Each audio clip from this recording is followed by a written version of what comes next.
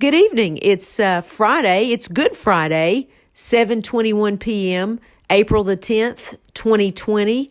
And I'm sitting here with my mother, Evelyn Minton, and we're going to have a good conversation this evening. How are you, Mom? I'm just fine. Well, great. I'm really glad to be here with you. Happy Good Friday to you. Well, happy Good Friday to you. I also call it Good Friday, God's Friday. That's true. That's the way I look at it. Well, today I would like to talk to you about your brother, Clint. Oh, he's a wonderful brother. Yes, and I know you were very, very close. And the reason I wanted to talk about Uncle Clint is because his birthday's coming up soon. It's also almost a year of the anniversary of when he passed away last year. And I just thought that it would be very appropriate to talk about Uncle Clint today. How do you feel about that? Oh, I think that's wonderful. Okay, well, can you tell me a little bit about how it was when you and Clint were growing up? When Clint and I was growing up, well, we always shared things, and we were real close, and we helped my mother, and he'd help me with the housework while she was in the garden or in the yard with her flowers and stuff, and he's always there to help me. I had 5 brothers and 3 sisters, but he's the one that was always helped. The others would either run off or they wouldn't help me, so we just always was close. And as we grow older and got in our teens and older than that till we could go out, we'd get together and go out to a club to dance and listen. He loved to listen to a band, so we'd go out and visit, when they had a band around. And he was an excellent dancer, and I was too. Me and him both was real good dancers, and we just had a good time. Now, Uncle Clint, he was really good looking. I mean, even as he got older, I bet the girls were all over him. Oh, they were. He was so handsome. And when I danced with him when I was, when we was in the club. And most of them knew that he was my brother, and they'd come up and cut in and want to dance with him. And he just laughed and got a kick out of it. And he danced with all of them. They just loved him.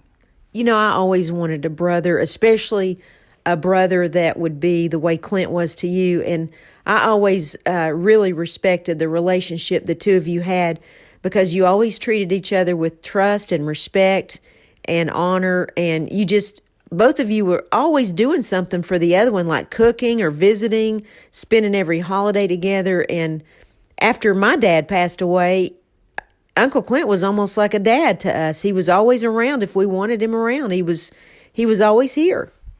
Yes, he was. On Christmas, Thanksgiving, he'd always be here, and I'd go to his house and my family, and he was just one of our family after I grew up and got married and everything, and he was married too. When he got married, him and his wife would always come and visit me, and we stayed close up until he passed. And he really liked my dad too. Oh yes, he loved Piff.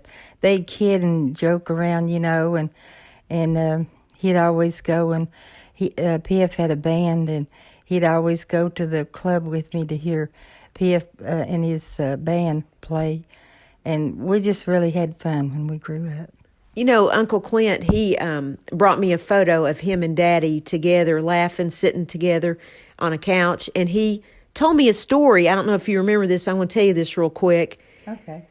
Uncle Clint told me that he was getting ready to get a big job in Virginia in the coal mines, and he was going to be over hundreds of men, and that he had to pass this course, and that Daddy tutored him in this specific math course, and that because Daddy tutored him for like a month or two, that he was able to pass that exam and get that position. Yes, I remember that. They were close, and he taught him or helped him in any way he could, and they just got along so good. That is great. Yeah. Now, I know Uncle Clint was in the service, and I thought it was interesting. One day when he came to our office just a few years back, several years back. I remember before he was leaving one day, he looked at me and he said, I wish I had what my sister Evelyn had. And I said, Clint, what's that? And he said, well, she's got kids that, take care of her and look after her and have fun with her. And you want to know something, Mom? It wasn't 2 weeks later till he came in with that letter from Sandy and her son. Do you remember that? Oh, yes. He was smiling, and he had this letter in his hand when he came in the door, and I said, well, something good's happened. I thought maybe he got a big check from the Army or something. And he said, guess what happened to me? And he said, I have got a daughter. I said, oh, you got a daughter? And he said, yes, I want you to read this letter. So when I read that letter, I was so happy, and he was just, he said, I can't wait to see her. So he just, she came in not long after that. I know, and the funny thing is, years ago when she started looking for Uncle Clint, they didn't have the services that they do now online to find people. Mm-hmm. So she searched for him for 51 years and finally found him. And the neatest thing is her mother, Ethel, was still living too. And she brought Ethel down here, and Ethel and Clint got to spend a whole weekend together, the three of them. That is correct. And they came to Billy's office, and we all had fun in there, and we took pictures. And she would still loved him. I believe she did after all these years. Ethel loved Clint. Yes, I think Ethel never fell out of love with Clint. That was her true love. She wanted to come down here and stay, and but it wasn't long till she passed. I know. And their daughter, Sandy, Ethel and Clint's daughter, Sandy, my cousin now, is beautiful. She looks exactly like Uncle Clint. Looks like he spit her out of his mouth, doesn't she? He did. Yes, sir. They look so much alike. And the first time we met her, she had on a funny hat like he wore. Yeah, she looked so funny. And she just so sweet and kind, and she just like him. I mean, he loved her. I'm telling you, he was so happy. So he got to be happy before he passed. And Sandy was like Clint. She was a very good businesswoman, very smart. Made good decisions. Oh yes, she does. She's real well off, and she'd buy Clint all kinds of gifts, and he'd buy her gifts, and they'd talk to each other, and she'd come in, and they would come over here or come to Billy's office, and we just had so much fun. Yes, and they'd go to the grocery store together, and then they'd go home and cook. Yeah, they'd go home and cook, and she'd call me and laugh, and she'd say, that Dad won't let me do nothing. Said, he's over here cooking. I said, well, Sandy, you ought to let him cook. He's a good cook. He really liked taking care of her. Yes, he did. And she fixed her room up there and put her a new bedroom suit in there, and she was just really happy. Yeah, when she would come to visit him, she had her own little place to stay, so she felt comfortable, and she'd always aggravate him because he didn't have the internet, and she'd come to my office to use it. Yeah, he said he didn't want that old internet. He didn't need it. And she said, now, Dad, you're going to get it because I'm going to be coming down here and staying with you, son. And he just laughed. I loved seeing the two of them together. They were a pair. Yes, they were. They were just, seemed like they were just, you never seen them without them smiling and laughing and just, I don't know, they were so happy. This is the kind of thing that I've always seen on TV. I never thought it would happen to our family, that we would actually have a new relative that had looked for us as hard as she could look for us for over 50 years. That's just incredible. I know, it is. And she said she would never stop until she found him. She told her mother that. And her mother wanted to come down here and live. But she passed away, and Sandy lost her daddy and her mother in less than a week, wasn't it? It was a week or two apart, and it was so sad. But the most beautiful thing is that they got to spend, all three of them, a whole weekend together. Yeah, they did. They spent a weekend together, and they were planning on coming back. Sandy was going to bring her mother back, and she was such a sweet woman. and just cute as a button. Oh, she was so beautiful and elegant. Yeah, she was. And just like Sandy, they're both just wonderful, wonderful people. I feel so happy that I got to meet her mother, and I'm really happy that I know my new cousin Sandy. I love her dearly. She's so smart and beautiful and just kind. She's one of the kindest people I've ever met. Yeah, she always, when she comes, she brings everyone a gift. She just buys whole loads of things and brings down here and gives them out. And she said she's just so happy to do it because it'd been so long, that she'd never had a family like us. Yes, she told me that she'd always felt that missing piece in her heart until she found Uncle Clint. That's right. She said that they was just something pushing her and she wouldn't stop until she found him. Well, Uncle Clint had no idea that he had a daughter, no idea whatsoever. He told me that when he came back, he told me that after he had left and been shipped out, that he and Ethel had been together in Georgia at a dance, and he had been shipped out the next day, and when he came back, she was already gone, and he couldn't even find her. So, you just couldn't find each other as easy as you can today. No, you can't.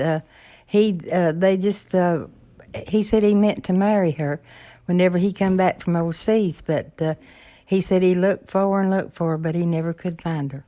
That was so sad. That was sad. But at least in the end, they had a happy ending. They got to all spend, God bless them, with a weekend together, and that just meant so much. Just to witness this and to be a part of it, it's just even hard to, it's just hard to dream something like that. Yes, it is. It's just a miracle, I think, that God wanted them to be together, because he wanted a daughter so much that they got their wishes. He did. I was so surprised. You remember when he said that to me about, I wish I had what Evelyn said. Boy, his wish came true very fast. Yeah, it did, didn't it? And Clint was the kind of guy that, good things happened to Clint because he was a good man and good things happened to him. The Lord blessed him in such a big way, don't you think? Yes, I do. He was he was a wonderful person, and he loved the Lord, and he was just wonderful. He was so good to people, too. Now, I want to, back up a little bit and go in reverse and ask you some more questions about growing up with Clint. I have that photo of you, and he loved it, that I got framed, that you had put somewhere in a closet, and I found it and fixed it and framed it. It's so beautiful, and it's you in that grass skirt. Tell me that story. Well, when Clint was overseas, when he came home, he brought me a gray skirt. And so I put it on, and I loved it. And they just thought it was a wonderful thing he did. And they took pictures of me and all that, And I really did like that skirt. That was so sweet of him to do that. And to find that picture, that was amazing. Yeah, I have it framed in my office, Mom. You do? Everybody that comes in comments, you look just like a model standing there. Oh, well, I really liked that gray skirt, but I didn't want, to put it out and let everybody see it, so I just stuck it back in the closet. Well, it sure is beautiful. I wonder where it is now. I don't know what happened to that gray skirt. I'd love to have it. Oh, I'd love to see it. I would too, but I don't know where Rachel took it or... What country do you think that grass skirt came from? Maybe Japan or Hawaii? Well, Hawaii's not a country. No, I mean, you know what I mean. Japan is where you... That's what I thought, yeah, Japan. Yeah, Japan's where it came from. But it's such a beautiful skirt. Mm-hmm. So I heard that you and Clint used to ride bicycles together. Tell me about that. Oh, well, we would ride bicycles, and he was so good at doing that. And he'd ride with his hands on the steering wheel, on the handlebars, and have his feet up in the air. And then I would get on there, and he'd ride me everywhere. But I could ride a bicycle really good. We all had one. But he'd do all kinds of tricks on them. He was really good. Clint was probably, besides my dad as things got older, Clint was probably your best friend, wasn't he? Yes, he was. He was, besides my brother, he was the best friend I ever had, besides my kids or Billy, you know. But you had your family, but Clint, he just seemed like out of all of them, he was your best friend. He's the one that we grew up with. I mean, that, you know, he was so good to me, and he helped me with, you know, in the housework, and everything I asked him to do, he'd do it. But the others, they were kind of distant from us. Right. Clint was just real helpful and compassionate, and he liked to do things with you because you were not only his sister, to him, you were his friend. I was his best friend that I know of, because that hurt me more when he passed. Oh, I know. That was really sad and very just unexpected. And but, you know, the thing is, I'm so glad that he got to live such a long life. And he lived a full life because Clint was full of life. You remember when we had that family reunion?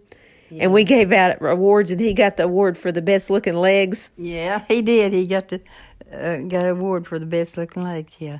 I remember he danced with us a whole lot, and it was fun. He danced with my hairdresser, and she's got red hair, and he every once in a while he'd say, "Where's that redhead woman at?" Viola? Viola, yeah. Viola's a case. Where's that redhead woman? Yeah, she's a case. He said she sure is nice, and she sure is a good dancer. Now, can you tell me a little bit about what Mama and Papa, what they thought about Clint and what he did for them, and how they felt about him? Oh, my mother and daddy, they loved him. He was so good to them. He would buy them things and anything they wanted. If they didn't want nothing, he would go ahead and buy them something anyway. He was really, really good to them. Did he come home a lot from the service to visit? Yes, he did. He come home every chance he got. He sure did. So he never forgot you all? Oh, no. Lord, no. He come home and stayed with us for a long time, and then that's when he went to West Virginia and worked in the mine. Do you remember if Uncle Clint was drafted, or did he just join the service? He was drafted.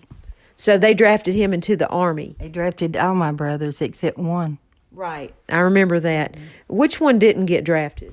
John, my oldest brother, didn't get drafted. Okay. Was it just because he was older and they weren't looking for people at that age range, or what was it? Probably.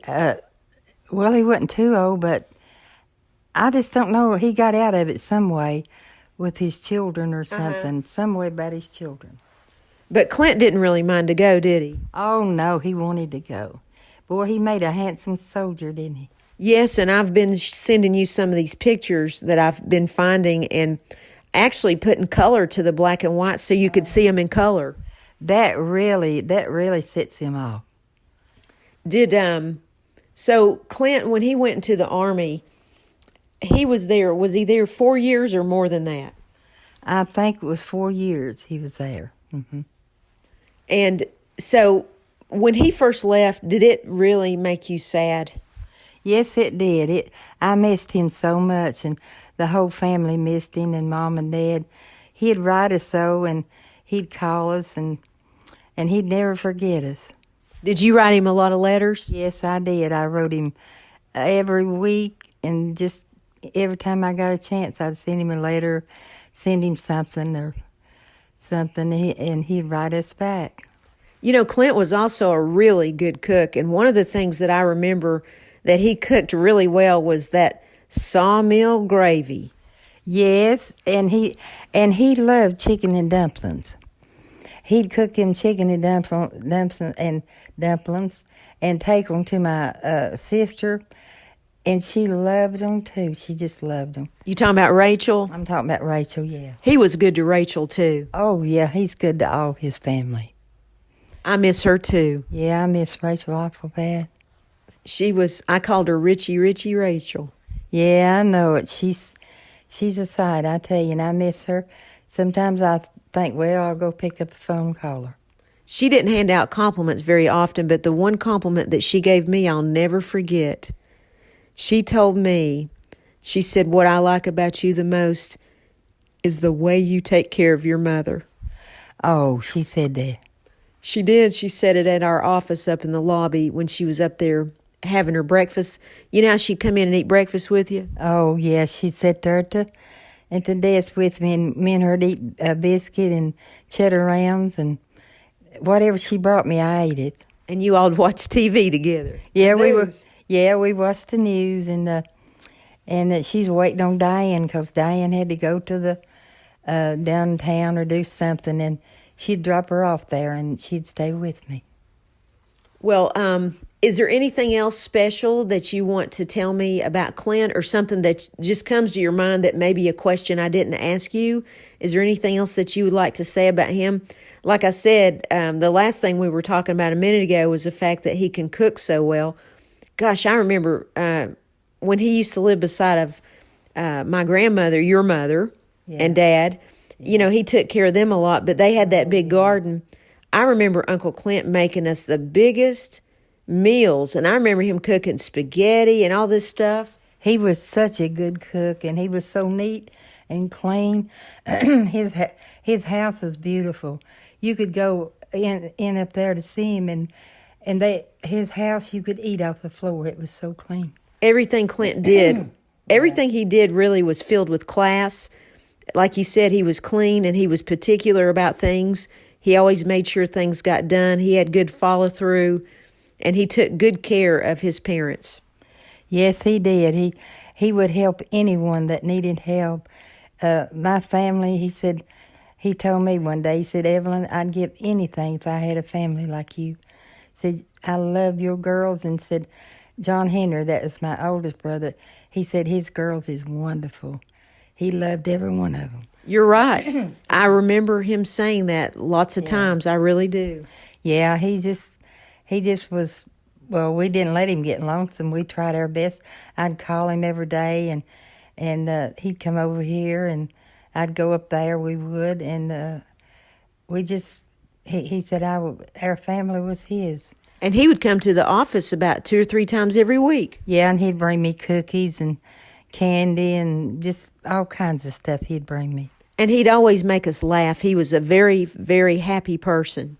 Yeah, he'd just stand there and laugh and talk to the people that worked there, and he was just so wonderful. Do you remember when Libby and I were kind of little? Libby and I, aren't that many years apart growing up, and Uncle Clint's yard was right beside of your parents' yard, my grandparents' yard. And there was all those apple trees and that garden and all that stuff. And Clint had a really big backyard. And one day, Libby and I were out playing, and Libby was way farther out than me. You remember that black dog attacking Libby, and Clint came out there and saved her? Yes, I remember that. I sure do. That was terrible. I was screaming and running, trying to help her, and here he heard me, and he came running out there, and he got that dog off of her in 2 seconds. Yeah, that was a mean dog. It was. Yeah, there's things like that you just don't forget, but Clint was just, and I love those hats he always wore. Yeah, I bought him one for Christmas. I did too, and I loved his, those sport coats, those blazers he'd wear, and he always drove the nicest car. Yes, bless his heart, he just got a new car before he passed. He was such a handsome man and just so sweet. Yes, he was, and I'll sure miss him. Can I tell you something really funny? This is the funniest thing he's ever said to me ever. What did he say? Well, one day we were having, I don't know if it was Thanksgiving or Christmas, and he had brought somebody with him to eat, and he never really did, but this time he did. And he looked at me and he said, "Don't blow my cover." I said, "What cover?" He said, "Don't tell her. She thinks I'm 40. Oh, God. And I said, "Don't worry, I won't say a word." And I remember that. Wasn't that hilarious? Yes, it was. And you know what? After that, he never brought anybody else. He said he didn't want to date nobody. He said, "I just want to be to myself." Yeah, he'd been used to being by himself, and he said he just didn't want to put up with nobody else because, some of them would smoke, and he can't stand a cigarette. And he did good on his own, though, didn't he? Oh, yes, he kept his house clean, his washing. I went up there one day, me and Jesse, and changed his bed and made his bed up one of the guest beds that when someone came up there to sleep in. And when he'd call me he needed help, why, we'd always go up there and help him. And I know that. I know that to be true. He was just an amazing uncle, and I miss him. Mom, I don't have any uncles left, and I've only got one aunt, and that's on Daddy's side of the family. So I've ran out of uncles and aunts, and I'm telling you, I really miss Uncle Clint. He was my all-time favorite uncle, and I miss Rachel really bad too. yes, And I miss Aunt Jo. oh yes, I miss her. And Clint loved Chad. Oh, yes. He loved Chad because Chad was so good to him, and every time he called, Chad would take off up there, or just either one. Yeah, Chad and Jesse always helped look after Clint, and, they'd go up there and do anything he needed, and they'd go out and do things for him and fix stuff that broke. And he had a great neighbor, too, Jim, his next-door neighbor. Yeah, he was really good to him. They were good friends, and I was really glad that Clint had somebody like that next door to him. Yes, I was too. He needed someone, to watch after him to see if, anything happened to him. But he didn't. He got along good. And, he got to do everything he wanted. Clint told me he never wanted to be in any facility. He said, I want to stay at my home. And, the Lord blessed him, and Clint got to stay at his home. He said, I tried to get him to sell his house and Get a condo and move closer. In a condo and move close to me, because these condos right up from me. And he said, Evelyn, I love my home, and this is where I want to die. That's what he said. I remember that. Mom, I just want to tell you something. Well, let's end on a funny note. Tell me something else funny about it. I don't want to end on a sad note. Oh, I don't know. Let's see. He's just a wonderful brother and friend to me, and I miss him a lot. And I miss his laughter, and I miss him going dancing with us, and I just miss him a lot. I know. I'm thinking about the next holiday that's coming up. I'm thinking about 4th of July, and, he's not going to be here with us to eat and have cake, and it's so sad. Yeah. Yes, it is. It's just every time we have a dinner here, or Thanksgiving or something, it's just not the same. It's just not the same. I know it, Mom. I'm sorry I coughed a little bit. My throat's dry. I haven't had anything to drink, and talking about Uncle Clint's got me choked up. Yeah. It's hard to talk about it because it's almost his birthday, but I want to tell you again how much I appreciate you. I know this was hard for you, but I want to thank you for taking the time to tell me about your relationship with Uncle Clint and all the fun you had with him and how you felt about him. And I just want to thank you for your time this evening. Well, you're welcome, and I enjoyed talking about him because I miss him. I know. We're always going to keep his memory alive. And I sure do look forward to our next podcast, don't you? Yes, I do. I'm going to have to think of another one. Okay. Well, listen, you have a great evening, and it's Friday. It's Good Friday. It's God's Friday. And Easter's just around the corner in a couple of days. And I hope you enjoy the meal that I cooked for you. Oh, I do. It was wonderful. And we'll get together again very soon and do our next interview. All righty. I love you. I love you, and thank you, Mom. God bless you. God bless you, and goodbye. Bye for now.